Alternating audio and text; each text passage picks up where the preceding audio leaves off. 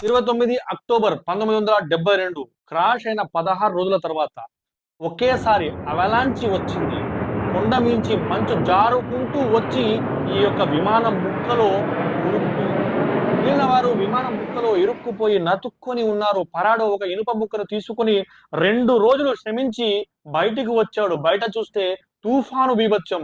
బయట కంటే లోనే బెస్ట్ అని మళ్ళీ లోనికి వచ్చేసాడు. 2 రోజుల తర్వాత తుఫాను తగ్గిన తర్వాత అందరూ బయటికి వచ్చారు. ఇక లాభం లేదు, బ్రతకాలంటే ప్రయత్నించాలని అందరూ నిర్ణయించుకున్నారు. కనేసా, పరాడో, విజెంటైన్ వీరు ముగ్గురు నిర్ణయించుకున్నారు మనం నడిచి వెళితే ఏదైనా గ్రామం రాకపోదా అని. కానీ పెద్ద సమస్య, వీరు ఎటెళ్ళాలి? ఈస్ట్ కా, వెస్ట్ కా, నార్త్ కా, లేక సౌత్ కా? ఊహలను అనుసరించి వెళితే చేరగలమా అన్న భయం.